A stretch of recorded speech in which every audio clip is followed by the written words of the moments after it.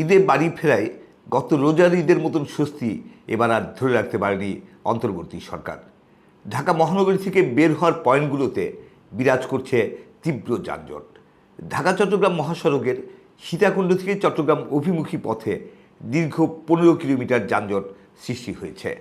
গাড়ির তীব্র চাপের কারণে ঢাকা টাঙ্গাইল মহাসড়কে যমুনা সেতু এলাকায় দেখা দিয়েছে তীব্র যানজট, আর সেই সাথে যাত্রীরা নানা ধরনের ভোগান্তির শিকার হচ্ছেন।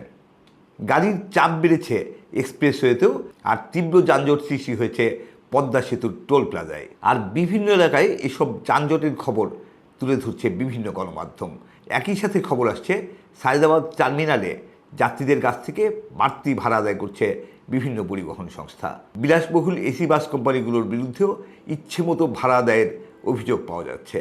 অবশ্য সড়ক ও সেতু উপদেষ্টা ফাজুল কবির খান গণমাধ্যমকে বলেছেন যে শতভাগ স্বস্তি না থাকলেও ঈদ যাত্রায় বড় কোনো অভিযোগ তার কাছে আসেনি।